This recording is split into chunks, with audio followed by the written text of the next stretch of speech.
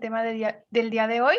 Les damos las gracias por integrarse en todas las plataformas y estar en esta perseverancia. Ya casi nos acercamos a la etapa final de esta formación.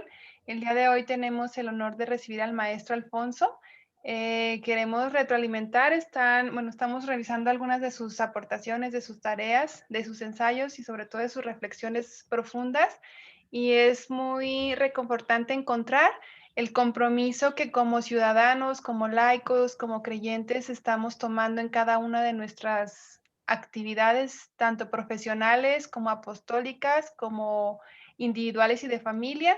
Entonces, es muy grato encontrar los frutos y que nos lo hagan compartir, que nos lo compartan, que nos hagan también esas reflexiones que nos invitan a que cada uno de nosotros que estamos tomando esta formación hagamos un proyecto concreto en cada uno de nuestros lugares. Sabemos que estamos de varios estados, varios municipios, también de varios países latinoamericanos, entonces que esta formación no quede nada más como un cuaderno lleno de letras y de buenos recuerdos, sino que vayamos pensando en ciertas acciones concretas donde estaremos viviendo la doctrina social de la Iglesia que hemos aprendido aquí. Entonces, pues es para nosotros muy grato recibirlos. Grecia, no sé si quieras compartir algo con todos nuestros hermanos. Sí, pues que va el tiempo muy rápido, nosotros vamos ya en estas reflexiones y que cada día vamos conociendo un poco más de lo que la iglesia nos llama, de lo que nosotros como laicos estamos llamados a hacer y esa es una gran labor que tenemos pendiente, ¿verdad? Dice el Papa Francisco, si dicen que la política es sucia es porque muchas veces la gente, no se, los católicos no se meten en la política con un espíritu evangélico, entonces es un reto que tenemos nosotros de hacer vida el Evangelio a través de la doctrina social, ¿verdad? La Iglesia siempre nos guía y bueno, pues el reto está en hacerlo vida. Así es, en dejar esa huella y de verdad ser esa sal que dé sabor a este mundo.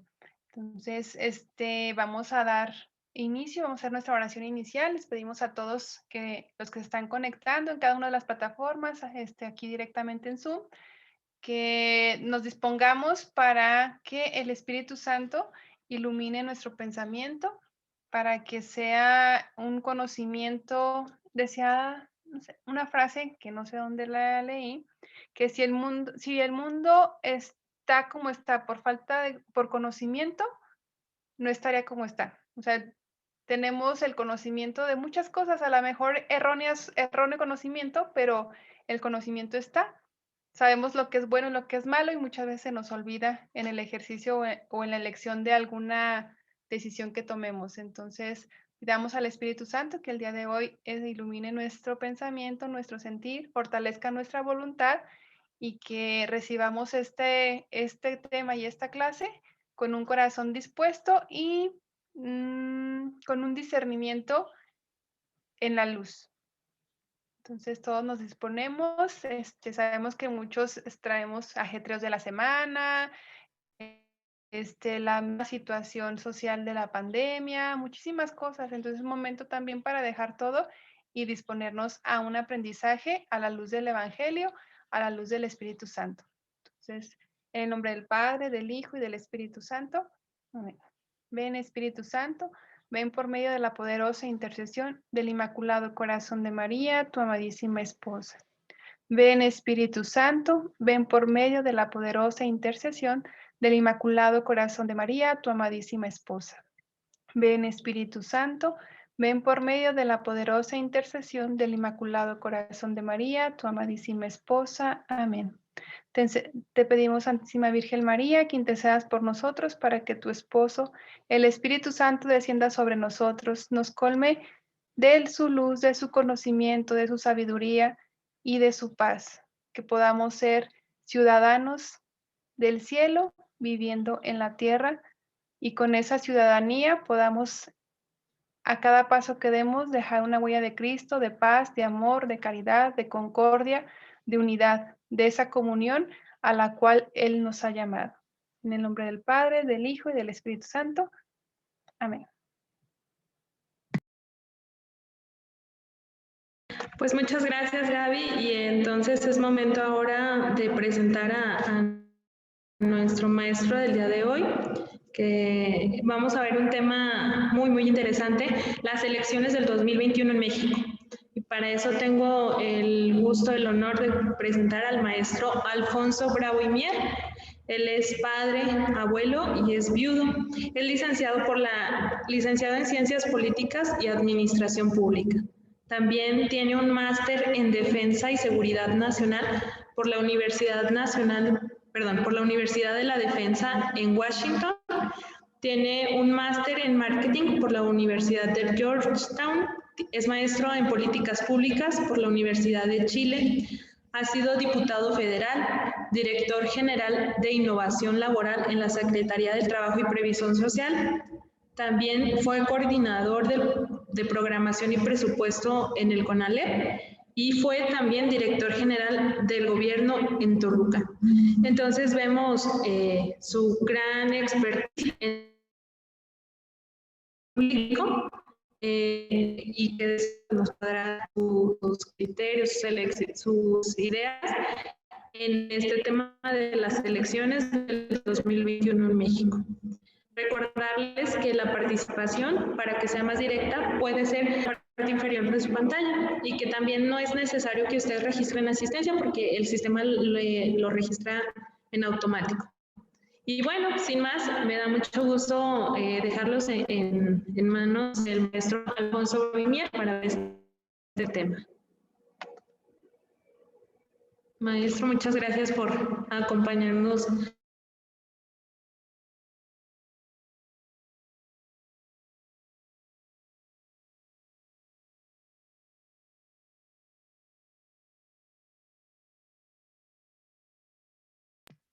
Por ahí el micrófono está cerrado, profesor.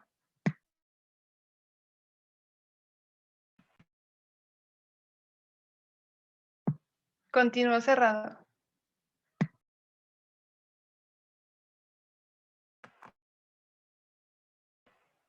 ¿Ya se abrió? Listo. Bueno, gracias. Buenas noches, un gusto estar con ustedes. Un gusto el que me hayan podido invitar a robarles un poquito de su tiempo hoy en la noche.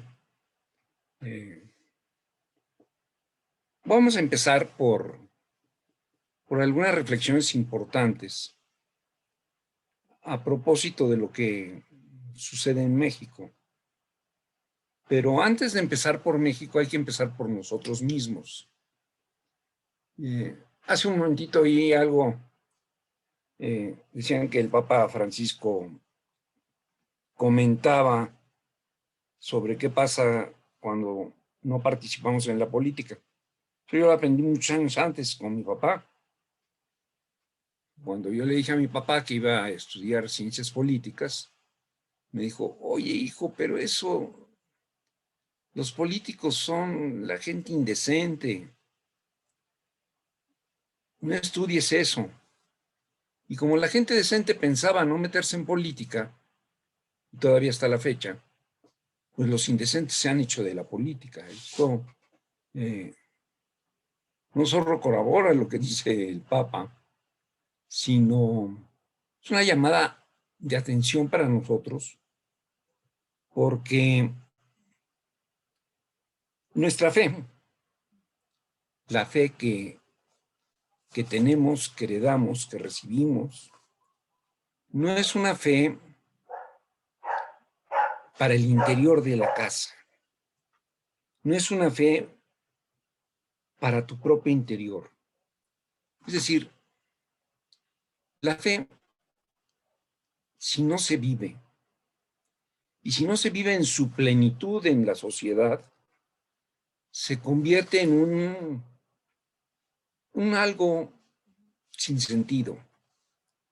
Es decir, vamos a ponerlo en términos de lo que ya mencionaban anteriormente los antiguos, y a decirte con mucha tranquilidad, con mucha claridad, un primer principio. Quien no actúa como piensa, ya lo decía Pascal, acaba pensando como actúa. Es decir, si tú piensas que la honradez es un valor supremo, tratarás de comportarte con valores de acuerdo a responder al término de la honradez. Pero si la honradez se convierte en un dicho, pues puede ser que vayas al súper un día y a la hora de pasar por el lado de las frutas, te robes una uva o te robes una manzana o te robes un pedacito de chicharrón de ese que está por ahí guardado y no tiene importancia. O te quedas con el vuelto que le tenías que dar a tus papás o que tenías que dar a X. Al fin y al cabo eso no tiene importancia. Y cuando te vas acostumbrando a hacer cosas de esta naturaleza, lo que te vas acostumbrando es a que la honradez no es importante. Y finalmente, si tú pensabas que ser honrado era muy importante, acabarás pensando que ser honrado no es importante. Entonces, tenemos que actuar de la manera íntegra de cómo pensamos. Y voy a dar otro ejemplo más para que tú entiendas. Hoy en día toda la gente te dice a ti de una manera muy clara que reconoce los valores. El valor de la verdad, el valor de la justicia, el valor del bien, el valor del respeto. Y ciertamente, cuando tú reconoces que existen estos valores, pues dices, ah, carambas, pues ciertamente. Es importante la verdad, es importante la justicia, es importante el respeto, es importante el no decir mentiras, es importante el no quedarme con lo que no me corresponde. Es decir, vas reconociendo que hay valores importantes.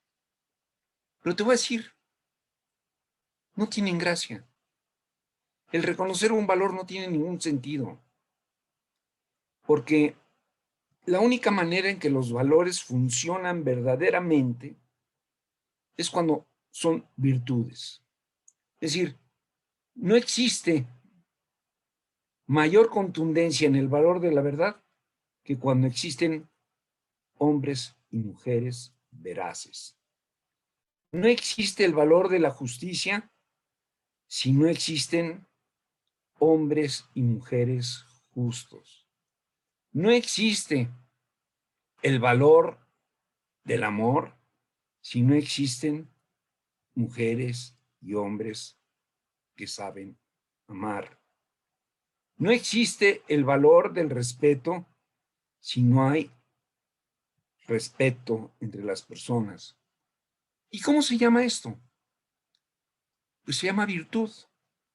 Es decir, de nada sirve que nosotros propugnemos y generemos y hablemos de valores si los valores no se convierten en virtudes.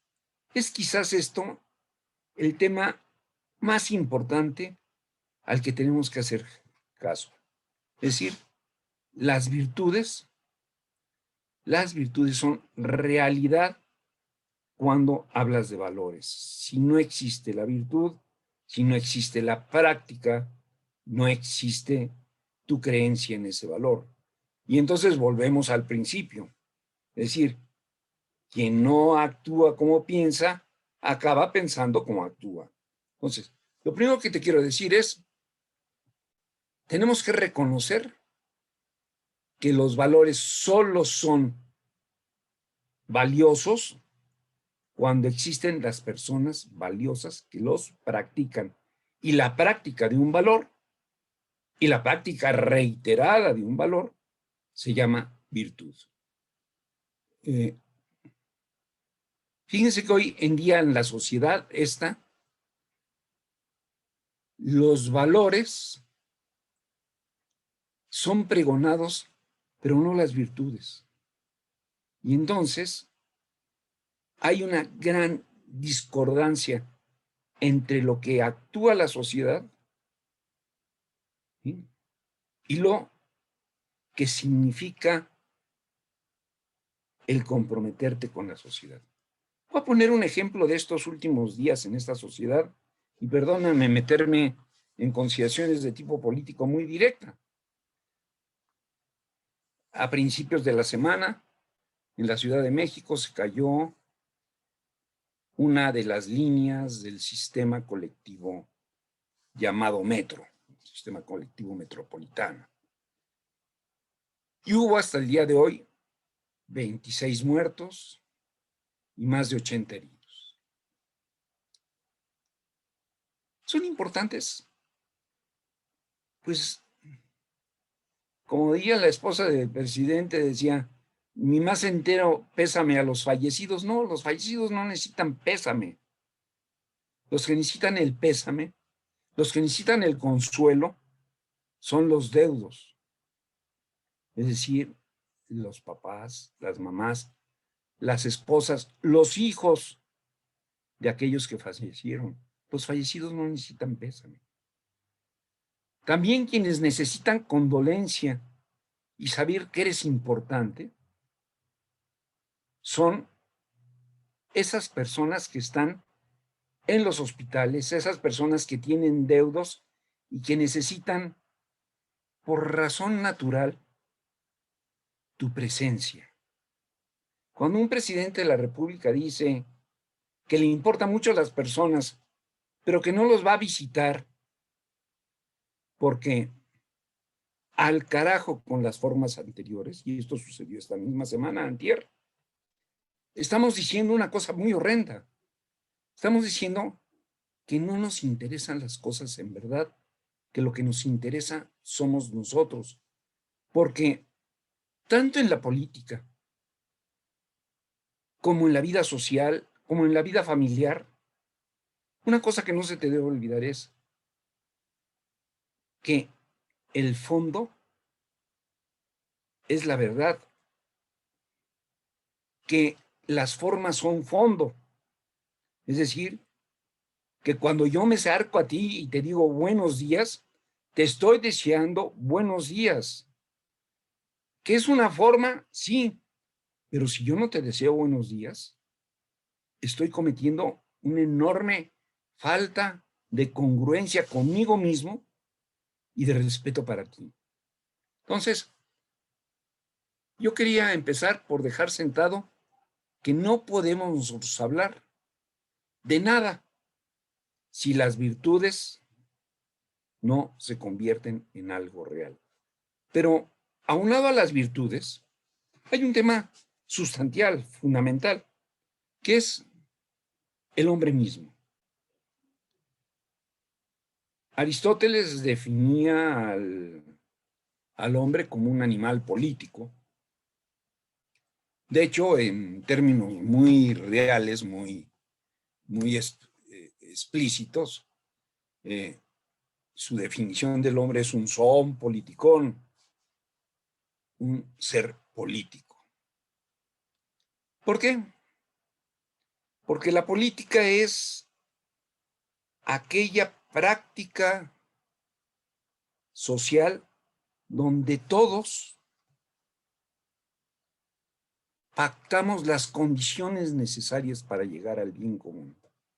Aquí vamos a empezarnos a tomar precisamente con temas fundamentales en la vida de los cristianos, en la vida de nosotros. Es decir, ustedes a lo largo de estos temas han ido aprendiendo algo de la doctrina social de la Iglesia, pero sobre todo han ido aprendiendo que hay unos principios fundamentales en la doctrina social de la Iglesia, que son el principio del respeto y del valor inalienable de la persona humana. Es decir, la persona humana tiene una dignidad que no puede ser sobajada por nadie. Si yo agarro un billete, por ejemplo, y este billete que dice que vale 200 pesos, lo hago bolitas, lo tiro, lo embarro en el piso, lo embarro en la mesa que tengo aquí al lado, o lo piso, el valor del billete de 200 pesos sigue siendo de 200 pesos, aunque yo lo haya metido en la mugre. Pues fíjense, el valor de la persona es tan inalienable que su dignidad sigue siendo la misma, incluso si nosotros la degradamos. Es decir, incluso si nosotros como personas la demeritamos, la ofendemos, la ensuciamos, la manipulamos. Es decir, nuestro valor sigue siendo íntegro a pesar de lo que nosotros hagamos con él y a pesar de lo que hagan otros con ellos. Lo que te quiero decir con eso es que la dignidad de la persona es un valor absoluto, supremo. Y voy a referirme. Para quienes no creen en Dios, la dignidad de la persona está centrada fundamentalmente en que de todos los instrumentos de la creación, de todos los seres creados, somos los únicos capaces de comprender la realidad, somos capaces de analizar la realidad y somos capaces de transformar la realidad. No hay nadie más capaz que nosotros para estos fenómenos. Y gracias a esa capacidad, a ese valor increíble de nuestra intelectualidad, de nuestra propia espiritualidad, hemos podido entender la realidad y la hemos podido cambiar, a veces para bien y a veces para mal, pero hemos sido capaces de cambiar la realidad porque entendemos nuestra dignidad es la superior porque no hay otro ser sobre la tierra que tenga esa dignidad que nosotros tenemos. Para los católicos, esa dignidad se convierte en algo más importante y más necesario. La dignidad de la persona deviene de una cuestión fundamental.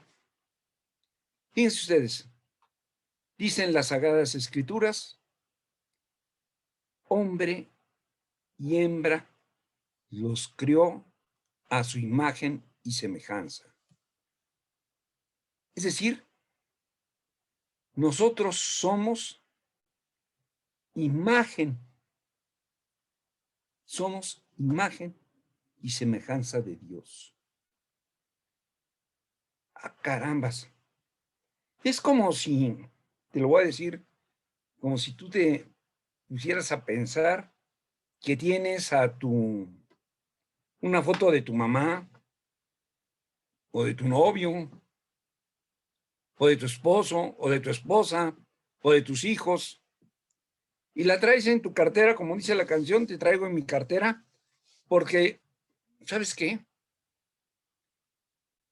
Eres para mí. Y esa imagen que traigo de ti en mi cartera es importantísima. Y no me gustaría que nadie la pisara, la defraudara, la rompiera, la dañara. Bueno, pues imagínate tú que tú y los que están a tu lado son imagen y semejanza de Dios. Y ese ser imagen y semejanza de Dios es importantísimo. Es decir, el que está a tu lado es imagen y semejanza de Dios. ¡Ah, carambas! Entonces, no puedo tratar como si fueran basura, como si fuera algo sin importancia, los que están a mi lado. Los que están a mi lado son imagen y semejanza de Dios. Y por lo tanto, los tengo que respetar casi, casi, casi. ¿Mm? Como si fueran Dios. Bueno, cuando a nuestro Señor le preguntan cuáles son los mandamientos más importantes, el Señor dice rápidamente, hay 2 mandamientos importantes. Sobre ellos se basa toda la ley y todos los profetas. El primero es amar a Dios sobre todas las cosas. Y el segundo, fíjate bien, es amar a tu prójimo como a ti mismo. ¡Ah, carambas! Entonces, ese tema es fundamental para entender nuestra relación con los demás. Porque nuestra relación con los demás no es contra seres que nacieron fortuitamente, ni siquiera con animalitos, mi perrito, mi gatito, mi ganso, mi granja. No, los que están a mi lado son imagen y semejanza de Dios y por lo tanto participamos de esa misma dignidad. Ya se metieron ustedes con el espíritu de la solidaridad que decía Juan Pablo II de una manera muy gráfica, muy sencilla. La solidaridad es entender que todos somos responsables de todos. Y también ya entendimos que la subsidiariedad es esa justicia entre los desiguales, es decir, es hacer las cosas de tal manera que podamos ayudar los que más podemos a los que menos pueden, para que en la medida en que ellos van pudiendo hacer las cosas por sí mismos, se agreguen al conjunto de los que más podemos. Es decir, la subsidiariedad es el efecto en el cual el Estado y la sociedad interviene en lo que nosotros no podemos hacer, solo y cuando mientras lo podemos hacer. Y todo esto para un fenómeno que decía la doctrina social de la Iglesia, es la piedra angular de todo. Todo para lograr el bien común. ¿Y cuál es el bien común? El bien común no es ninguna cosa concreta. No es como un reloj. No es como mi Kindle. No es como mi billete, ni mis lentes. El bien común es una concepción fundamental de un bien al que todos aspiramos. ¿A qué aspiramos todos nosotros? No a tener las mismas cosas, no a tener la misma comunidad de cosas. El bien común no es comunidad de bienes. El bien común es un bien al que todos aspiramos. Recordarán ustedes que en el Evangelio el Señor nos da un mando tremendísimo. Luego se nos olvida, porque aparte no hemos entendido el concepto del mandato del Señor, pero lo voy a simplificar, lo voy a poner de una manera más clara. El Señor dice en el Evangelio, sed perfectos como mi Padre Celestial es perfecto. No, pues ya te colaste, Alfonso. ¿Cómo vamos a ser perfectos como Dios? ¿Cómo vamos a ser perfectos como el Padre? No, ya te colaste tú. Ser perfectos como mi Padre Celestial es perfecto indica una cosa muy sencilla. Ser perfectos en tu naturaleza, en lo que eres como persona, en lo que has sido diseñado como persona, como Dios es perfecto en su naturaleza divina. Entonces mi misión en esta tierra y la misión de todos y cada uno de nosotros es muy sencilla, muy fácil, muy tranquila y muy difícil. Es que alcancemos la perfección como personas y que logremos ser plenos como personas. Es decir, el bien común es este bien inestimable que es la propia perfección, el desarrollo pleno de la persona al que todos aspiramos. Todos aspiramos a ser mejores personas. Aunque no lo creamos, todos aspiramos a ser mejores personas.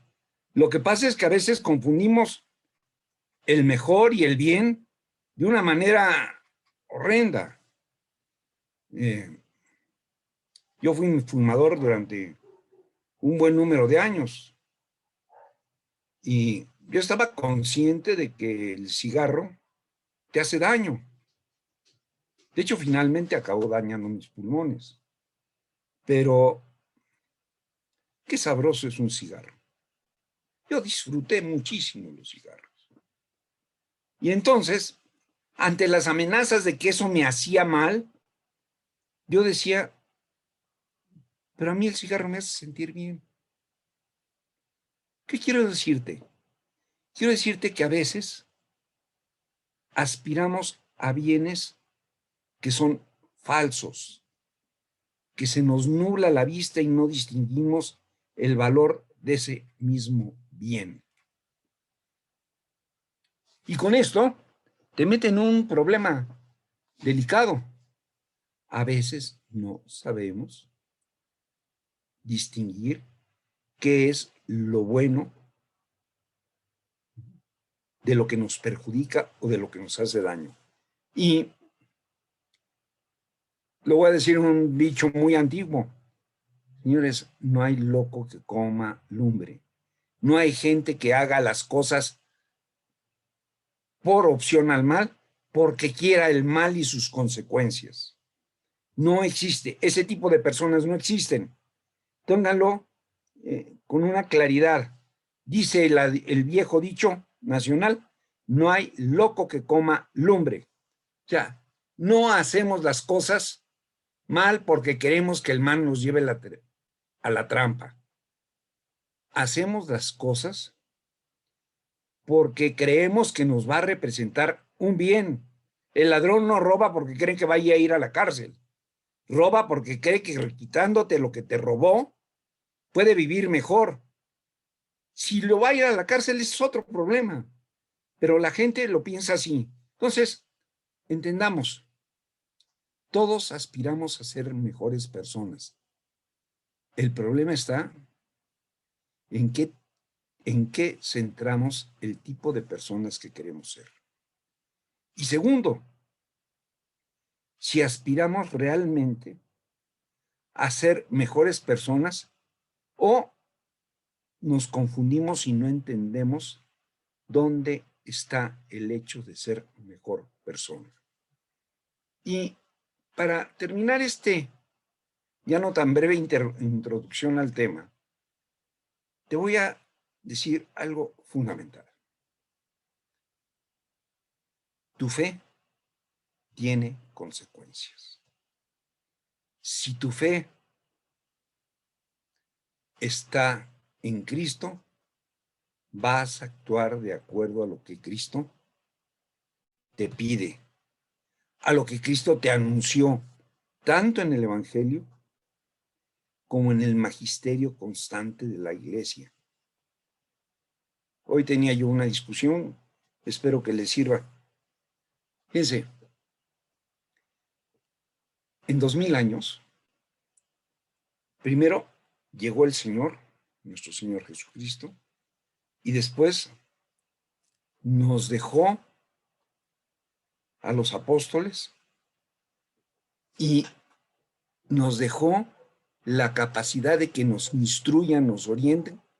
Acuérdense que somos un pueblo de profetas y reyes, somos un pueblo de sacerdotes, profetas y reyes, y mediante el magisterio nos está actualizando constantemente la enseñanza de lo que Cristo y el Padre quiere para nosotros. Que no es una revelación nueva, sino la actualización de lo que hay. Pero la fe tiene consecuencias.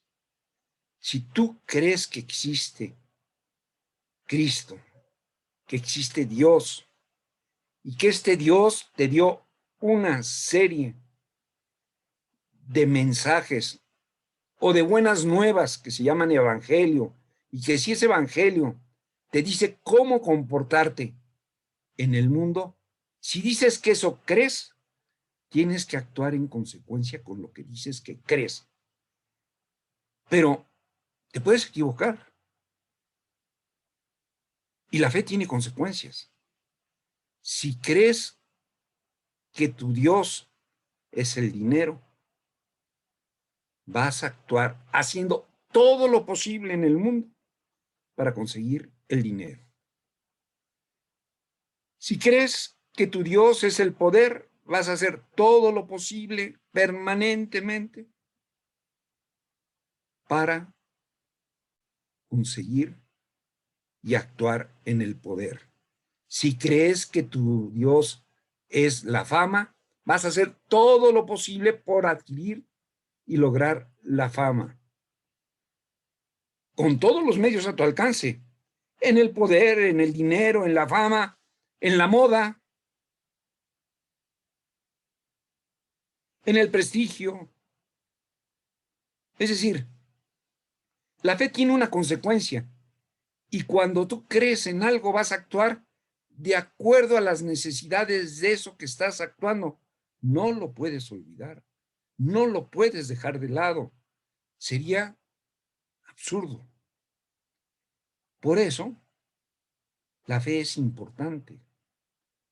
Pero tu fe y la nuestra dice que creemos en un solo Dios y tres personas distintas, y que ese Dios, que es el Padre y que es el creador de todas las cosas, mediante su verbo, que es Cristo, ¿sí?, nos vino a decir qué deseaba de nosotros, y creemos que el Espíritu Santo nos mantiene iluminados todos los días, y por eso cuando iniciamos nuestras reuniones, invocamos al Espíritu Santo y le decimos: ven Espíritu Santo y llena los corazones de tus fieles.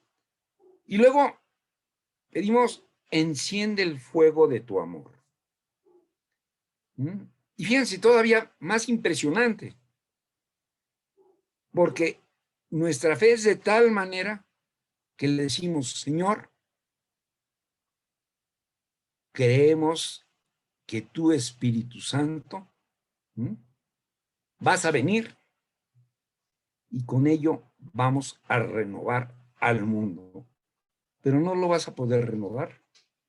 Decía el Evangelio de la semana pasada, de una manera muy clara: si ustedes tuvieran fe, le dirían a esa montaña: muévete, y la montaña se movería.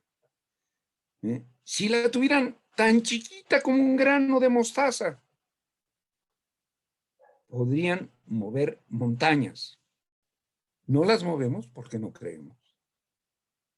No las movemos porque nuestra fe ni siquiera llega a ser un grano de mostaza en muchas ocasiones. Y entonces, no nos es posible transformar al mundo porque nuestra fe es pequeña.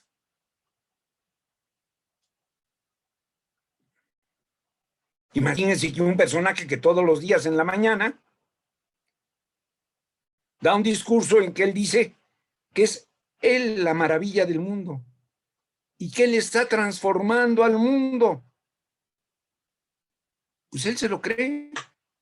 Y sí lo está transformando, lo está volviendo un asco. Pero tú tienes que creer lo que eres. Tienes que creer lo que crees. Y si no crees en eso, no te hagas tonto. No te hagas güey.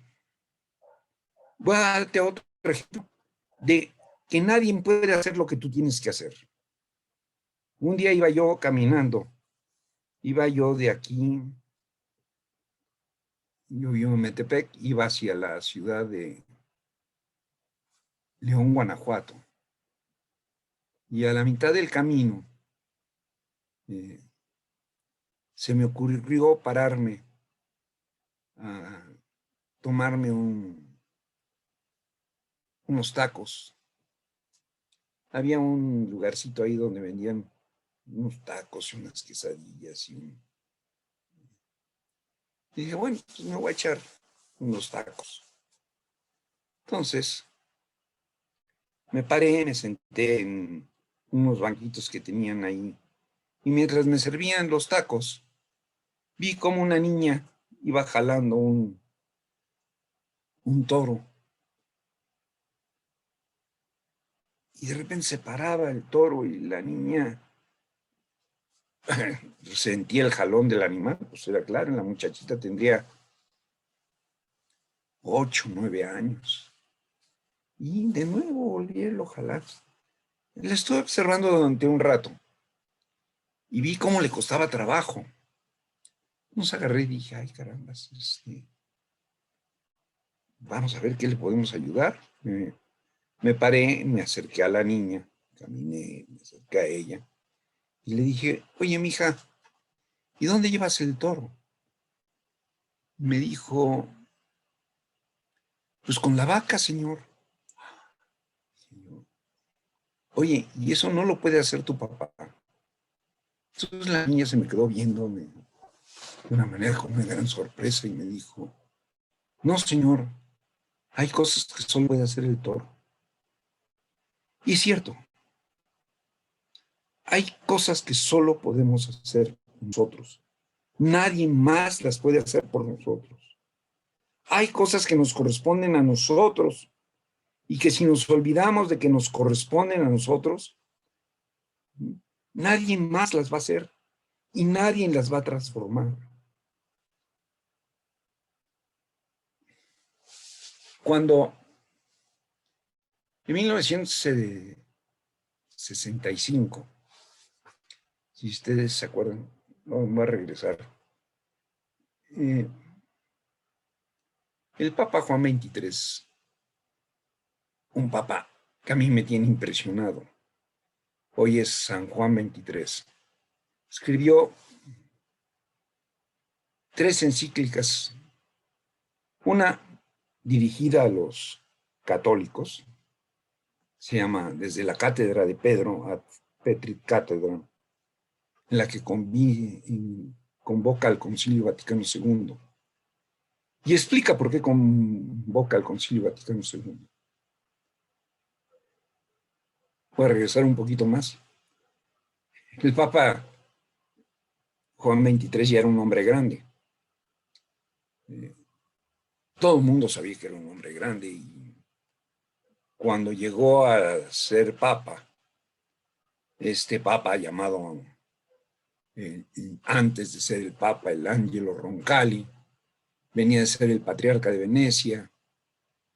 Algunos lo conocen como el papa bueno. Era un papa bueno, sí, pero era un papa íntegro, coherente hasta el fondo. Y llegó, ya siendo papa, y entró a las habitaciones del Vaticano y en la noche no podía dormir el papa.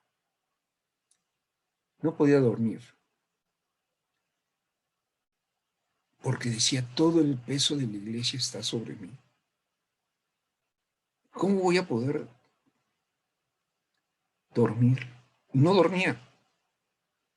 Y así pasaron 3, 4, 5, 6, 7, 8 noches. Y al final de la octava noche, ya así cansado de no poder conciliar el sueño, reflexionó y dijo: estás mal, Ángelo, estás mal, Juan. Tú eres papa y el Espíritu Santo te eligió y actúa en ti. Por lo tanto, el problema de la iglesia es un problema del Espíritu Santo y Él te va a guiar. Y lo aceptó. Y les voy a decir, a partir de ese día, el Papa Juan XXIII dormía a pierna suelta. ¿Y saben qué? Ese hombre que ya estaba grande, que ya estaba verdaderamente cansado, se atrevió a ser el reformador y el inicio de la reforma de la iglesia. Convocó en esa encíclica que mencioné a Petritátremat al Concilio Vaticano II. Y esta convocatoria la hizo porque él pensó, yo creo que muy adecuadamente, dijo: los católicos necesitamos retomar nuestras fuentes, hacernos nosotros de nuevo, limpiar todo lo que nos estorba y recobrar nuestra vivencia en nuestra fe. Que eso es el Concilio Vaticano II. El quitarnos todo el oropel que nos sobra para hacernos cada vez más y mejores. Y poder hacer algo que luego el Papa San Pablo VI, y fíjense qué maravilla de vidas de estos hombres. Un Papa Santo, lo sucede otro Papa Santo, Pablo VI, y el Papa Pablo VI escribe una encíclica fundamental. Ante la crisis del mundo moderno, la Iglesia necesita tomar una nueva evangelización. Y esta nueva evangelización que necesita tomar, que necesita rehacer, es fundamental. Es fundamental para entender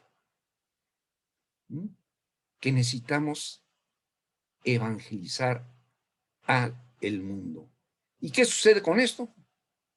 Sucede que otro nuevo papa, un papa llamado San Juan Pablo II, el tercer santo en línea, nos dice: requerimos de una nueva evangelización. Esta nueva evangelización que anunció y reformó, se empezó con la reforma de Juan XXIII, que se hizo evidente con el Evangelica Mutantis de Pablo VI, se vuelve en el reclamo, en la misión de la nueva evangelización de San Juan Pablo II, y luego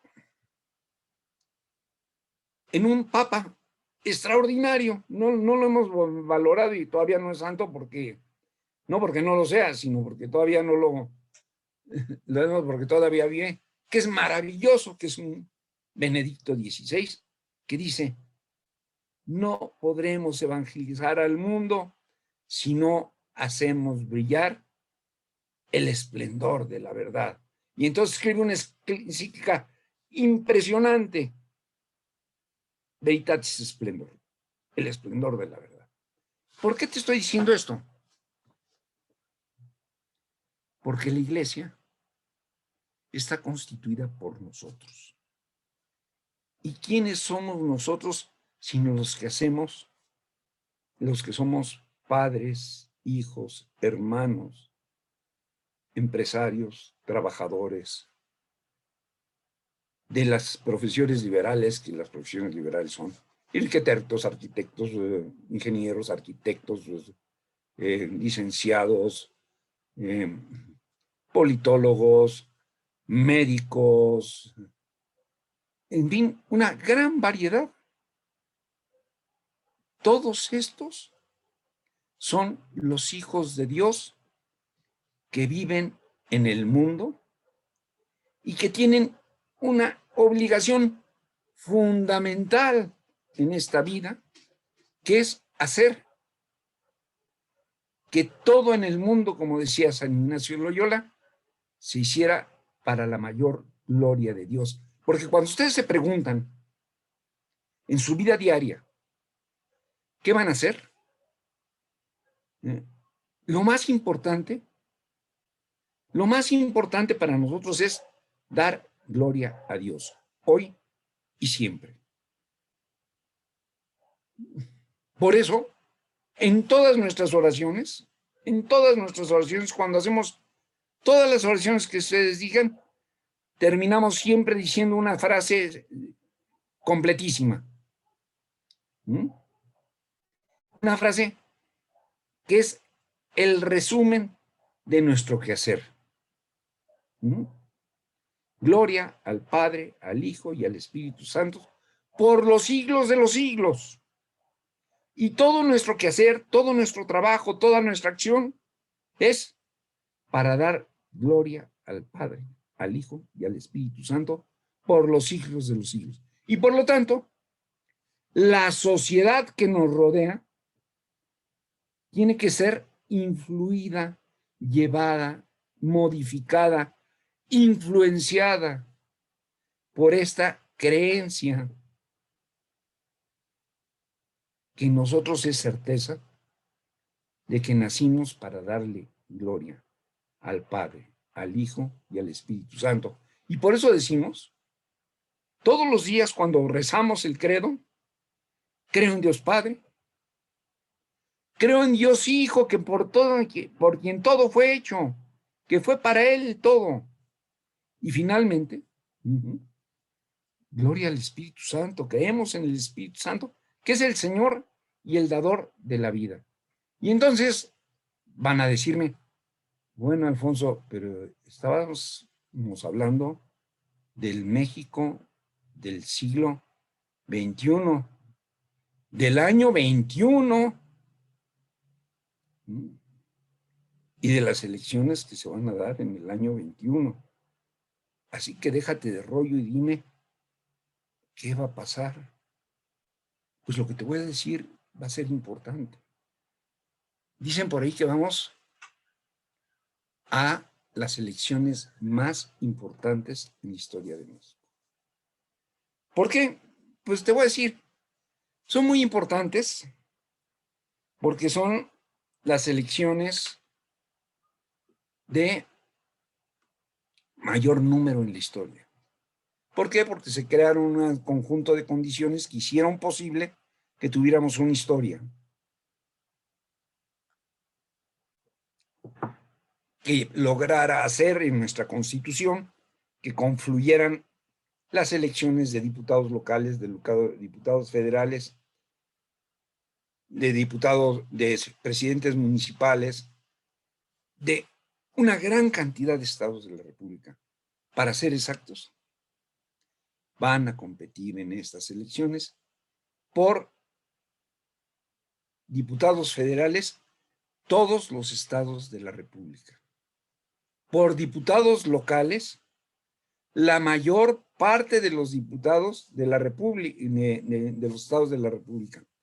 Por gobernadores, la mitad de los estados de la República. Por presidentes municipales, casi la totalidad de los presidentes municipales de la República. Por lo tanto, son las elecciones del año 2021 las más grandes de la historia. En tamaño. Y yo diría también en términos de decisión. Lo que decidamos en este año o puede salvar la democracia o la puede hundir. o podemos avanzar hacia un México más participativo y más justo, o podemos acabar con ese país. San Juan Pablo II escribió una encíclica muy importante, valdría la pena retomarla, una encíclica que él denominó Centésimos Annus, que es la iglesia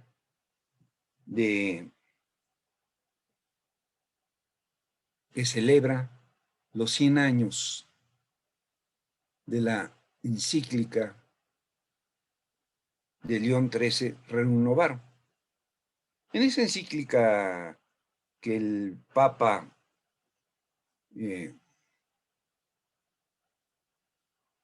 escribe, nos va a decir algunas cosas importantes y te las voy a recordar para que no te equivoques en ese tema.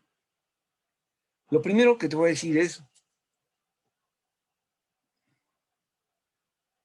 cómo se llama la democracia en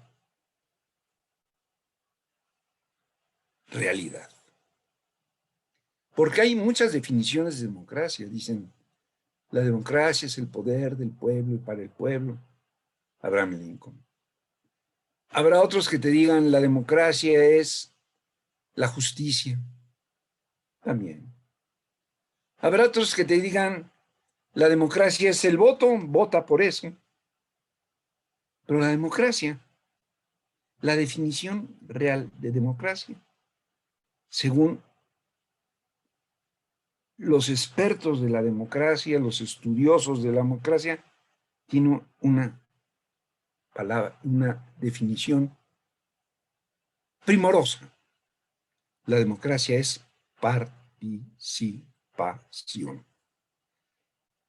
Sí, la participación del pueblo. Pero no es la participación mediante un votito que vas a llevar a dar en un lugar, sino la participación mediante el actuar de manera constante en todas las cosas que te son propias. Porque decía yo, Aristóteles definió al hombre como un politicón, es decir, como un ser político. Y te voy a decir otra cosa. Ser político, no es de ser de indecentes. Decía Santo Tomás de Aquino, la política, y también lo decía Aristóteles, la política es la ciencia arquitectónica superior, es la virtud superior. ¡Ah, carambas! Sí, porque la política es fundamentalmente la práctica constante por conseguir el bien común.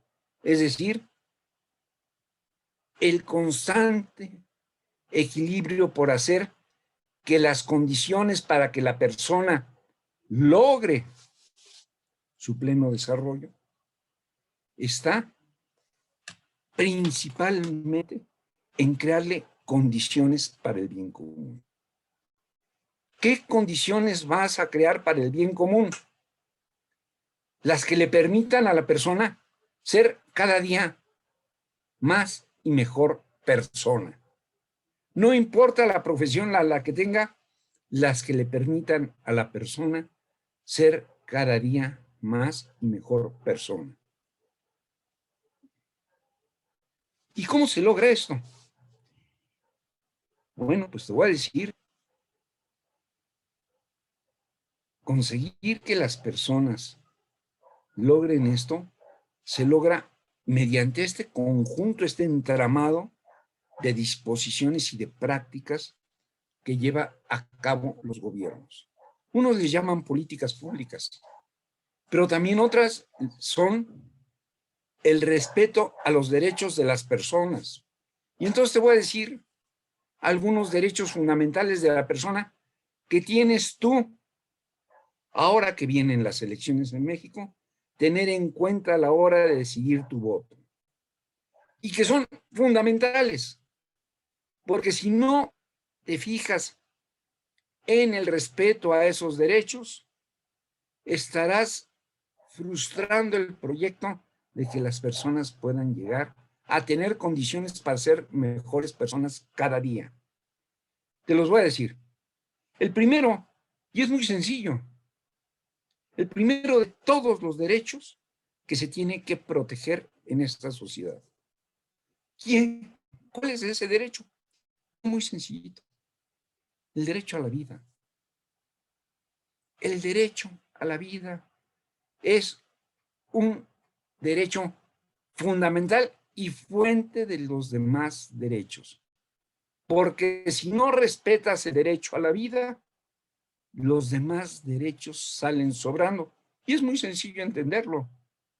Si no respeto el derecho a la vida de la persona, desde el momento de su concepción hasta su muerte, ¿para qué quieres los demás derechos? Si te puedo aniquilar en cualquiera de estos momentos. Y entonces se van a dar cuenta ustedes cómo de repente hay leyes que propugnan por el aborto, o hay leyes que propugnan por la eutanasia, o hay leyes que propugnan por acabar con la vida de otros. Y a veces bajo una bandera sana, Pena de muerte para fulano, para mengano, para... Espérame.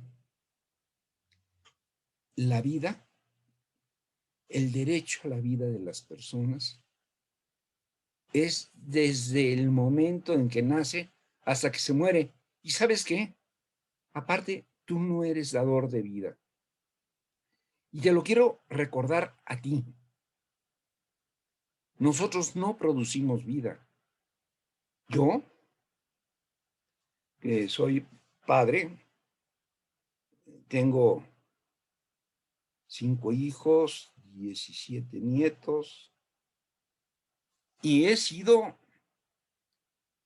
por la voluntad de Dios,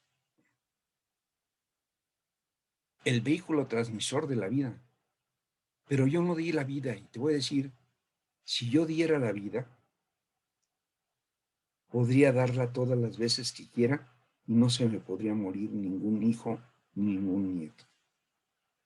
Porque si yo tengo la vida, si yo doy la vida, la puedo dar las veces que quiera.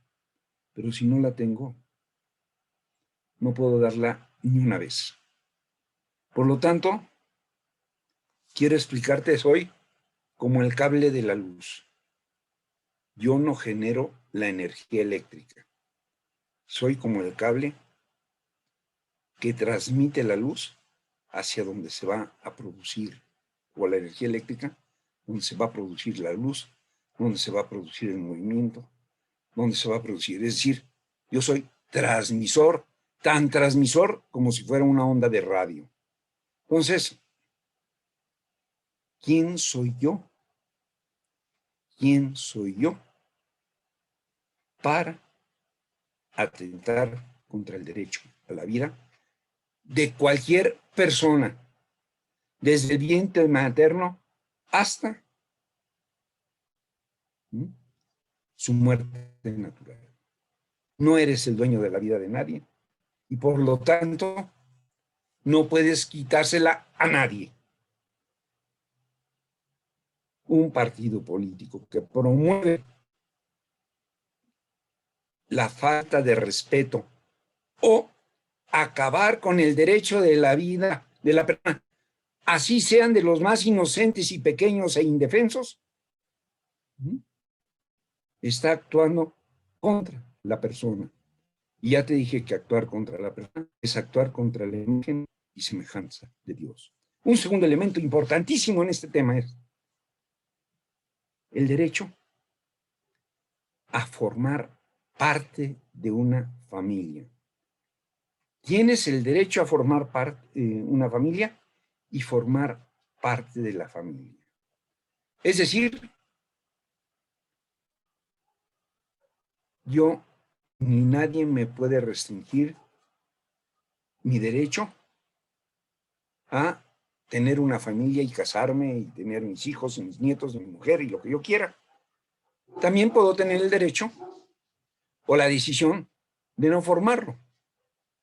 Está en el caso de los sacerdotes, de los religiosos y de otras personas que deciden que su misión no va a ser esa y que no van a dar, pero pero tú tienes el derecho a hacerlo. Y fíjate lo que te dije, a formar familia y a formar parte de la familia. Nadie tiene derecho a excluirte de tu familia. Y por lo tanto, nadie tiene derecho a quitarle a los padres el derecho de formar la familia y de formar a sus hijos. Y acuérdense, hoy en estas elecciones también este otro derecho está jugando.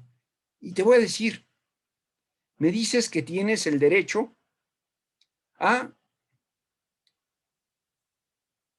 Los homosexuales tienen derecho a formar familia. Lo veo difícil. Y te lo voy a decir por qué. Porque las familias se forman mediante un acto natural. La adopción no es su derecho porque de entrada renunciaron al derecho a procrear. Fíjate lo que estoy diciendo. Esto no impide, y lo dice muy claramente el Papa, a que tienen derecho a ser considerados miembros de una familia, a ser respetados en una familia y ser respetada su dignidad de personas. Pero no les da esos el derecho a poder decir, yo quiero hacer una familia. No, porque definitivamente ya renunciaste a la fecundidad de la vida que te permite generar y formar familias.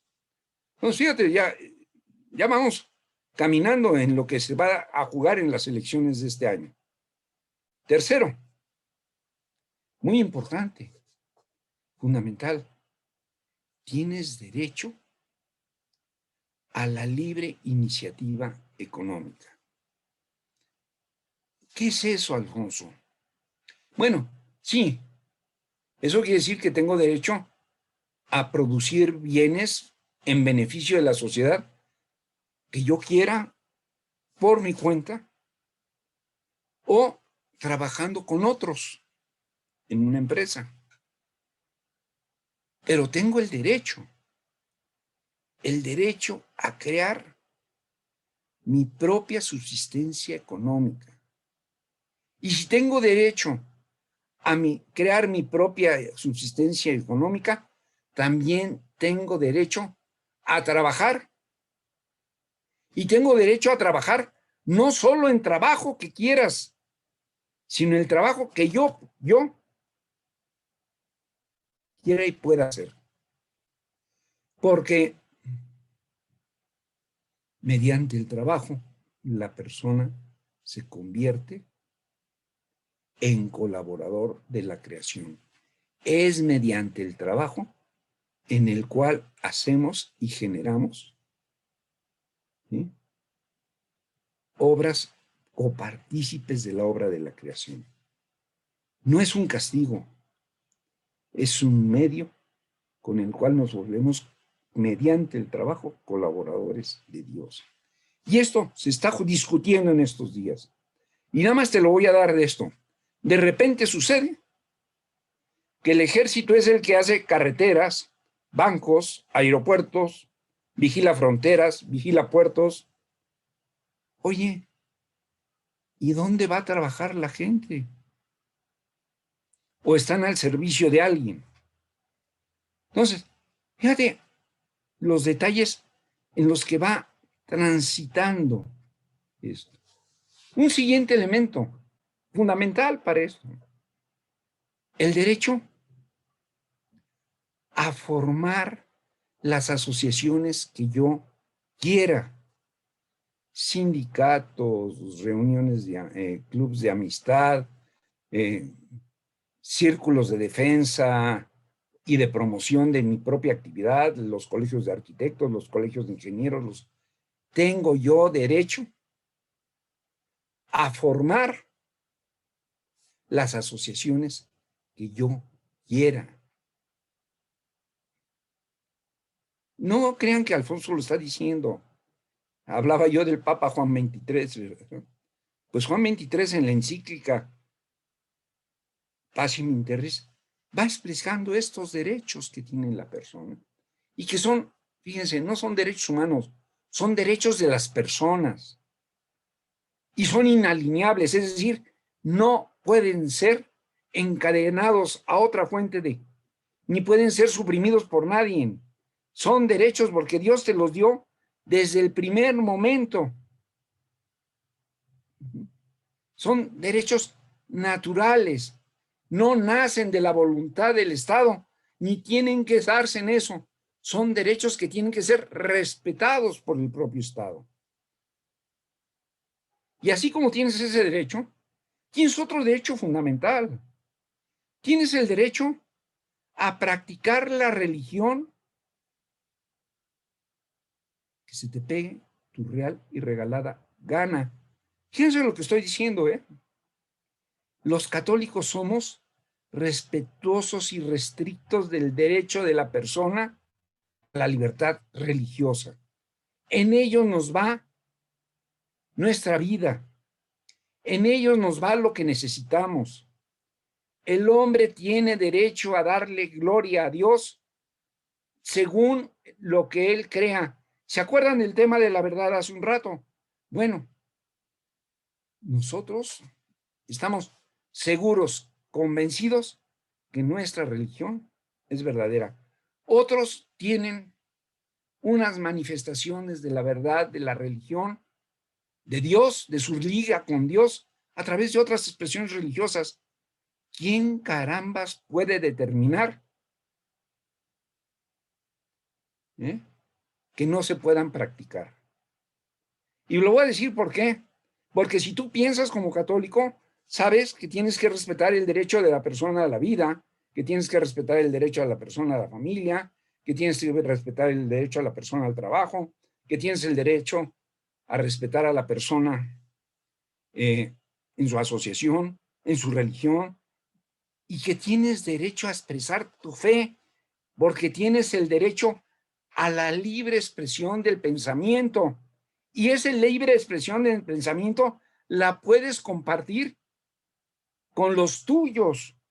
Imagínate la estupidez que dijo la secretaria de gobierno, de gobernación, hace una semana, cuando un obispo les dijo a los católicos, un obispo del norte, les dijo: señores, cuidados con los que atentan contra el derecho a la vida, cuidado con los partidos que atentan contra el derecho al trabajo, contra el derecho a la libertad religiosa, contra el derecho de los padres a educar a sus hijos. Y entonces la secretaria de Gobernación dijo: le voy a quitar su derecho de asociación religiosa.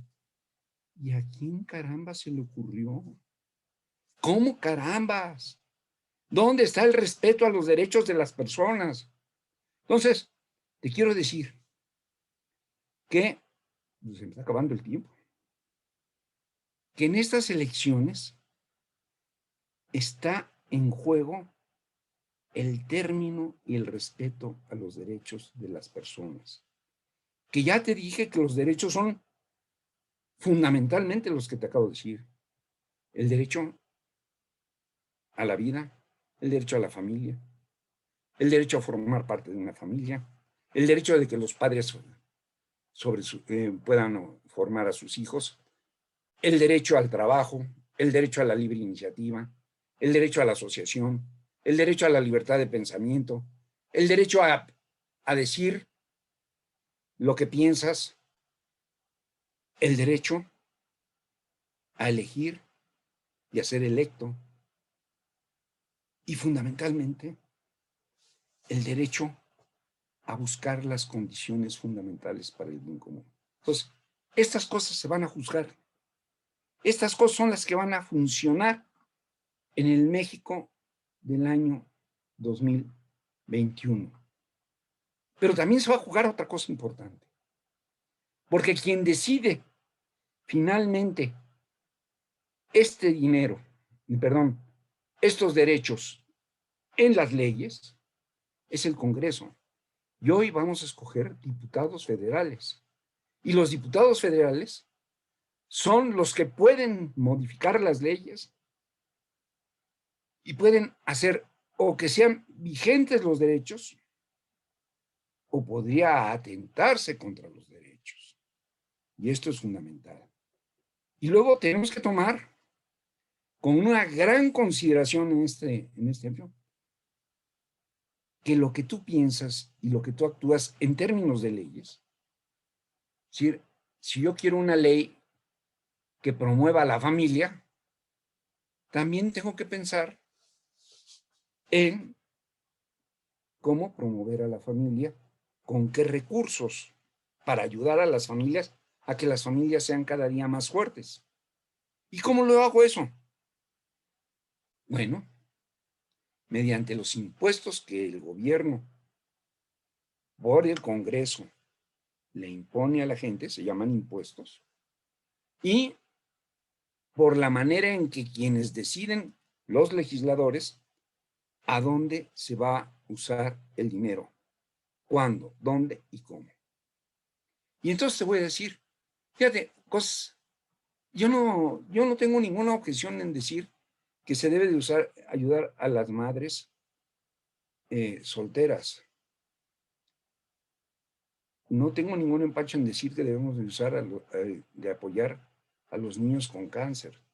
No tengo empacho en decir que debemos de ayudar en todas sus formas a quienes han perdido sus fuentes de trabajo.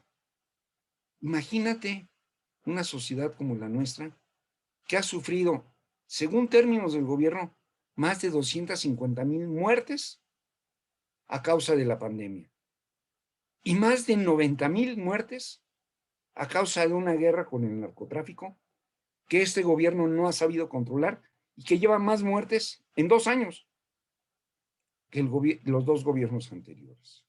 Esto es importante para entender lo que está sucediendo en este país. Y otra cosa fundamental en nuestro caso, entender en nuestra posición, es entender qué está sucediendo con ese dinero. ¿A dónde va ese dinero? Porque si va a solucionar los problemas de las personas, está bien gastado. Pero si va a solucionar las ambiciones de un grupo político, entonces estamos equivocados en este sentido. Entonces yo me iría de una manera muy gráfica, muy concreta, a decirte, vamos a las elecciones del 2021, donde lo que está en juego, lo que va realmente a jugarse en México en este año, será si tendremos un Congreso capaz de defender los derechos de las personas, si tendremos un Congreso que fundamentalmente atienda a los derechos y a las necesidades de las personas, o a los derechos y las necesidades de un gobernante. Porque al final de cuentas, ustedes han oído que los gobernantes, en México tenemos un sistema difícil, no es el momento de explicar el sistema de gobierno. Voy a decir una cosa, en México el presidente de la República es jefe de gobierno y jefe de Estado. En otros países están divididas las funciones de jefe de gobierno y jefe de Estado. Por ejemplo, en Inglaterra, la jefe del Estado británico no es un instrumento, no es un adorno, sino es la jefe del Estado, es la reina. El jefe de gobierno es Boris Johnson. En España, el jefe del Estado es el rey. El jefe de gobierno es este fulano que se llama Pedro Sánchez. En Francia, el jefe de gobierno del Estado es Macron. Y su jefe de gobierno es otro. Bueno, para que tengan una idea muy clara. Hay estados que tienen claramente definidas las funciones de jefes de Estado y jefes de gobierno. En el Estado mexicano, el presidente de la República tiene las dos funciones. Es jefe de Estado y jefe de gobierno. Bueno, no ha entendido el presidente muy bien eso del jefe de Estado, porque la jefatura de Estado es la que se encarga de las relaciones con todo el mundo. Y a nuestro presidente no le gustan las relaciones con el mundo.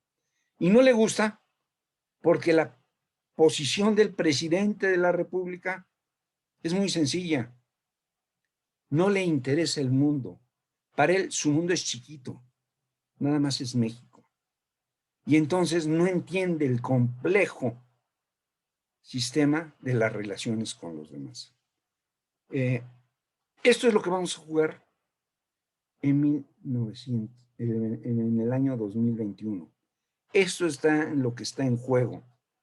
Hacia allá vamos.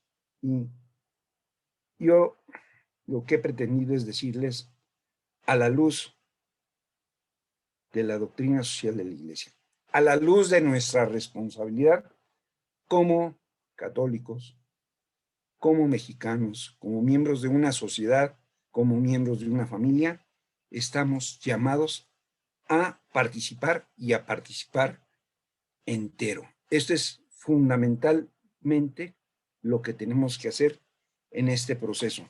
Y entonces yo les daría chance, a ver si puedo dar preguntas y respuestas, y a lo mejor puras evasivas, pero estoy a sus órdenes. Sí, vamos a leer algunos comentarios. Dice, ¿qué debemos pedir al Espíritu Santo para que en las próximas elecciones podamos lograr una participación activa? Híjole. Lograr la virtud de la participación, pedirle al Espíritu Santo que nos permita entender lo que estamos haciendo y qué estamos haciendo, y nos permita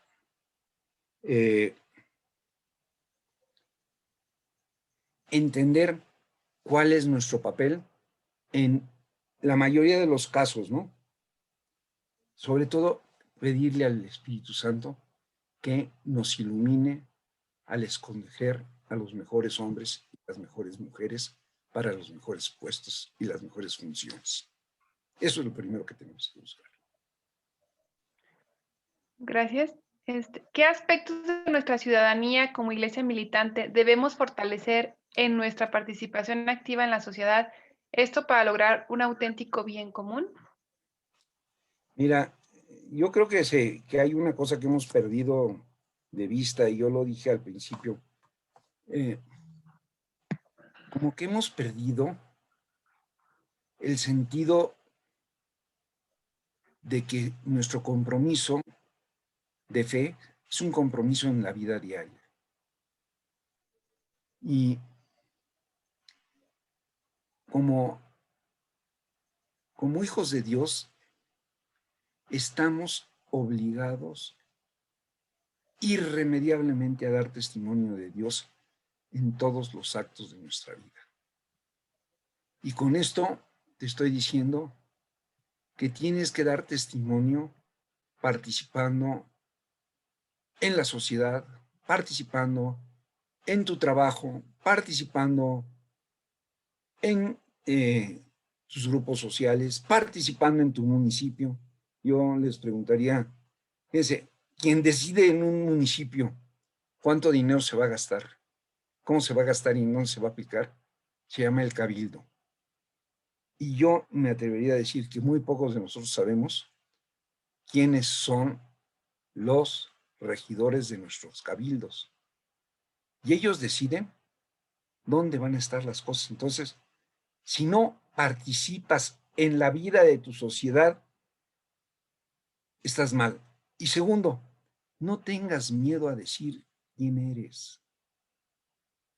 El problema de este mundo es que nos da miedo a todos decir quién somos. Y en estos días tenemos que manifestar clarísimamente quiénes somos. No te estoy diciendo que participes en X partido o en Z. Yo ya te dije, si quieres saber cómo vas a participar en la política de esto, entera de qué partido está de acuerdo contigo, de qué partido está de acuerdo con lo que nosotros proponemos. Y si no, exígele el respeto a tu derecho, que son los legítimos.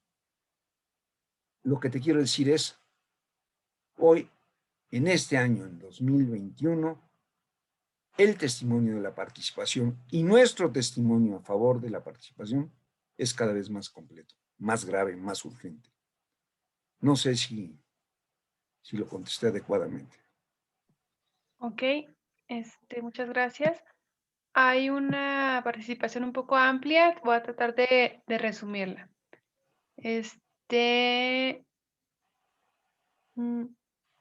Si México, bueno, vivimos en una verdadera sociedad de la asedia, una sociedad que aborrece la virtud, pero que ensalza los valores.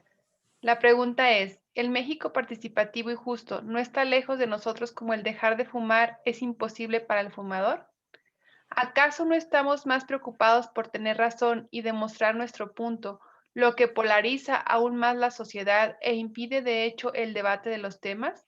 Un ejemplo, el accidente de la línea 12. No estamos en poder de la asedia precisamente porque no podemos alegrarnos por el bien común. Esto mismo no nos incapacita para realizar el bien común porque queremos imponer nuestra concepción del bien. ¿Ya? Pues muchas preguntas, pero todas versan sobre lo mismo. No, mira, no. Imponer quiere decir eso, llegar e imponer. Llegar y decidir, aquí no hay más que de dos sopas. Y la primera ya se acabó. Eso es imponer. Imponer es definir y no dejar margen a los demás. La participación exige diálogo. Fíjate lo que estoy diciendo, la participación exige un diálogo. La participación exige no imponer tu verdad, sino un diálogo para encontrar la verdad. Esto es importante, porque yo puedo pensar que tengo la razón, pero si no oigo al de al lado, es difícil que yo encuentre la razón. Este mundo necesita un poquito más de diálogo, pero el diálogo no puede ser de oídos sordos. Yo no puedo oír que tú me digas esto y esto y esto y esto y esto y esto, y yo no entenderte a ti.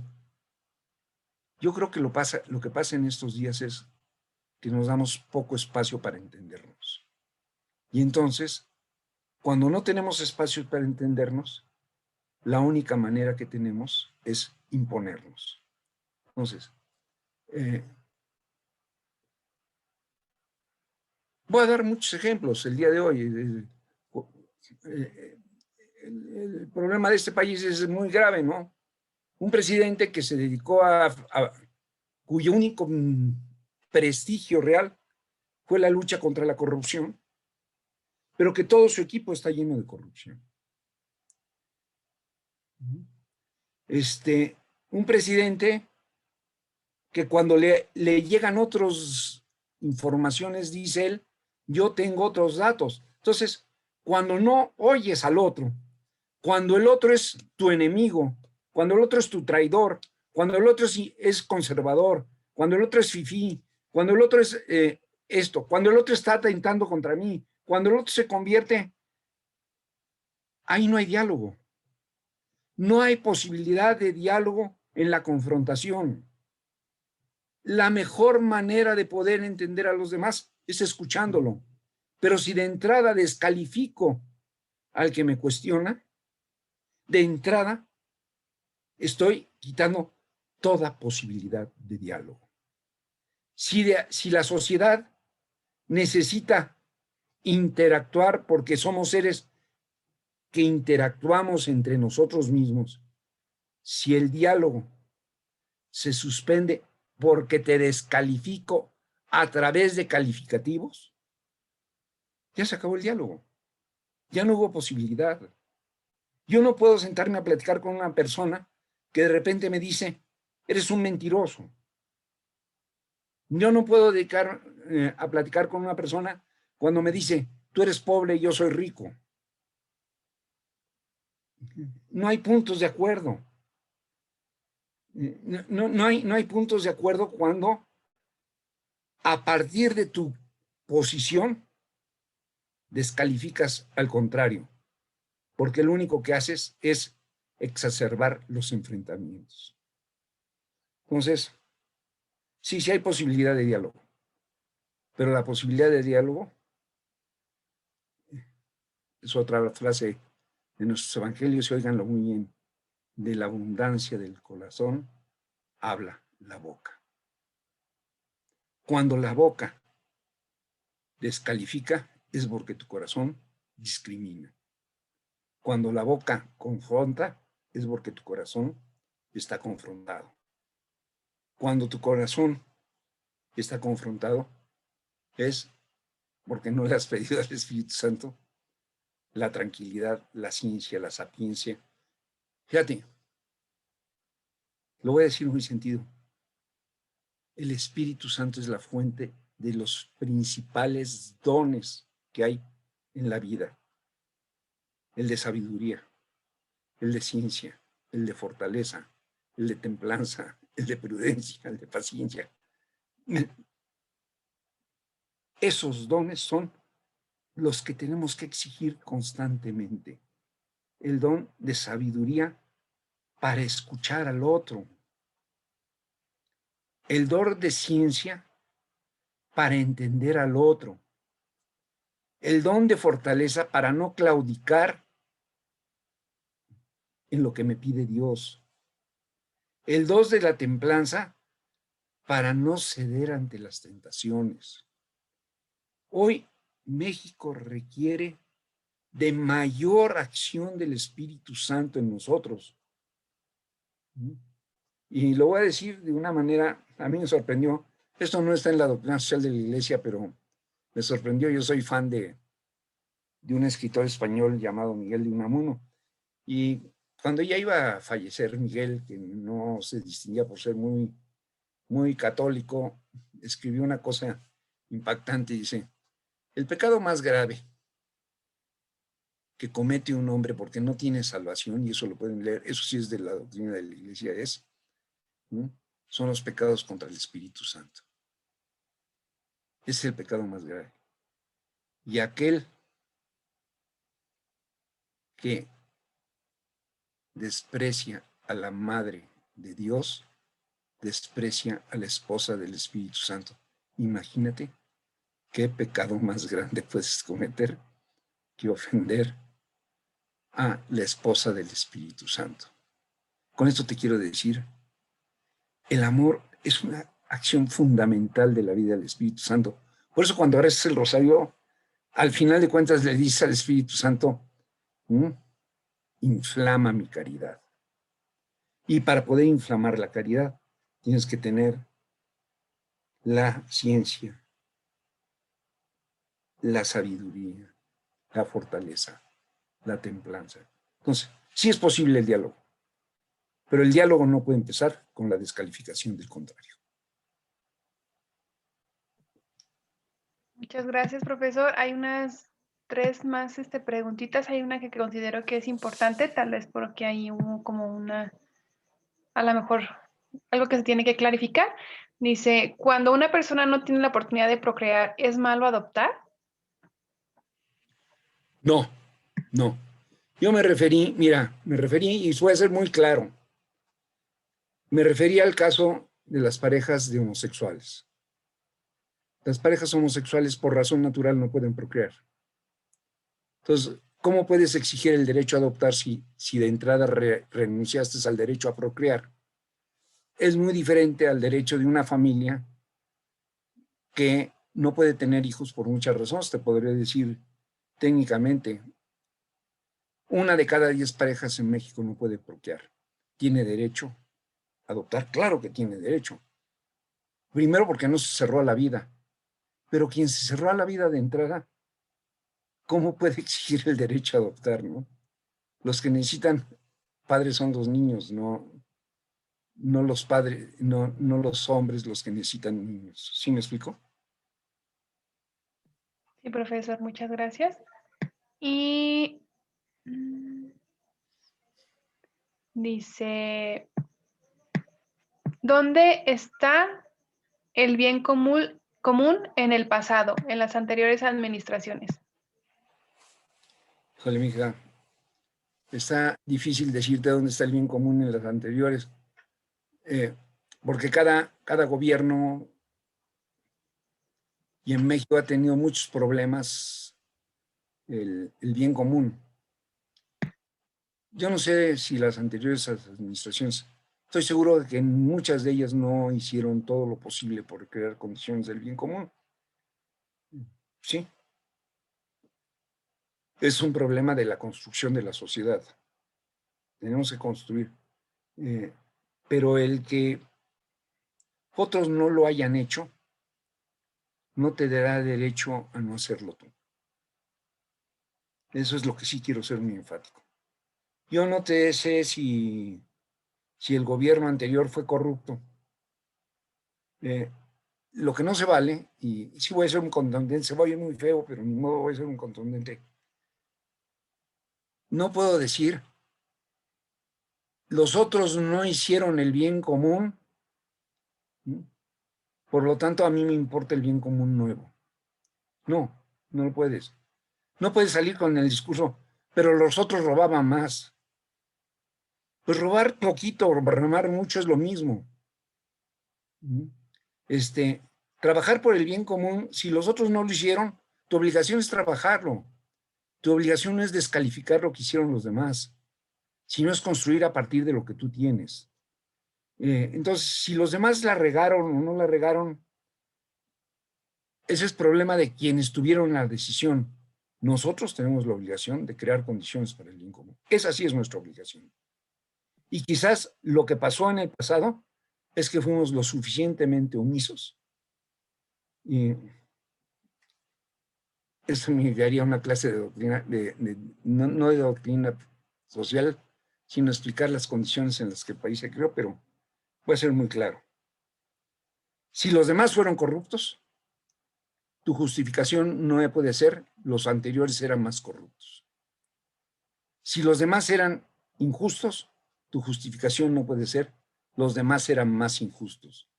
La única justificación es que tienes que si los demás eran corruptos, tú no puedes ser corrupto. Que si los demás eran injustos, tú no puedes ser injustos. Que si los demás eran confrontativos, tú no puedes ser confrontativo. La única solución a nuestros males no es en la culpa de los anteriores, sino en el presente de lo que nosotros tenemos. Mientras este país no se enfrente a esa circunstancia de tomar las cosas sin echarle la culpa a los pasados y a construir nuestro futuro, estamos equivocados. Muchísimas gracias. Y la siguiente, bueno, la última. ¿Cómo formar asociaciones que mantengan firmes en su misión original, que no se pierda en falsos objetivos? Pues es fácil. La teoría siempre es fácil. En teoría las organizaciones deben de hacer y las asociaciones deben de cumplir para el fin para el cual fueron creadas. Está en los dirigentes y en sus socios, porque te voy a decir qué sucede en las asociaciones muchas veces. A veces escogemos un presidente en un consejo y les dejamos la responsabilidad y no participamos. Y luego les exigimos cuentas. Y si lo hicieron bien, decimos, bueno, es que tenían que hacerlo bien. ¿Bien? Y si lo hicieron mal, decimos, ya sabíamos que era un idiota. Pero no asumimos la consecuencia de que la participación nuestra es la que modera el que hayan hecho bien o el que hayan hecho mal las cosas. Entonces, una asociación debe de cumplir para el fin que fue creada. Una asociación de zapateros debe de crear condiciones para que los zapateros puedan desarrollarse mejor. Una asociación de peleteros debe de ser para que los peleteros sean mejor. Una asociación de ganaderos debe de construir. Si la responsabilidad se la deja solo al que está dirigiendo la asociación, te voy a decir una cosa, esa asociación no va a cumplir su fin y todavía va a ser peor. En arca abierta, hasta el más justo peca. Por eso empecé yo al decir la plática diciéndola una cosa. La democracia solo se define mediante una cosa, no por el voto, no por el gobierno del pueblo para el pueblo, se define por la participación. Si no participas, las asociaciones se pierden. Así sean las de católicos, ¿eh? Se pierden irremediablemente.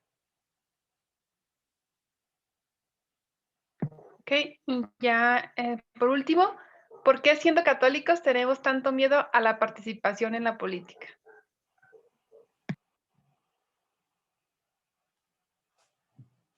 Le dejamos vuelta al toro. Nos da miedo. ¿No?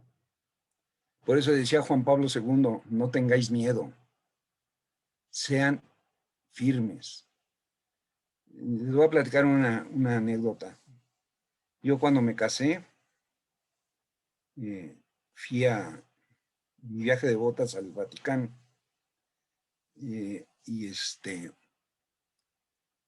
Para mi sorpresa, el Papa Pablo VI, ese día dio su audiencia general y para mi sorpresa se la dedicó a los recién casados. Entonces sentí yo que me la estaba dirigiendo a mí y a mi mujer. Y al final de cuentas, el Papa, al terminar la locución de ese día, dijo una cosa fundamental, dijo, yo solo les pido una cosa, sean firmes en su fe. Y no puede haber fe, hablamos de virtudes, no puede haber la virtud de la fe si no la practicas diario, de frente, y das testimonio de ella. Porque quien no puede dar testimonio de su fe, va a perder en cualquier lado. Y hoy los católicos en muchos casos tenemos miedo a dar testimonio de nuestra fe. Nos da vergüenza, nos da pena, nos da miedo. Y esconderte bajo eso permite que otros ocupen el lugar que tú deberías de tener. Nada más.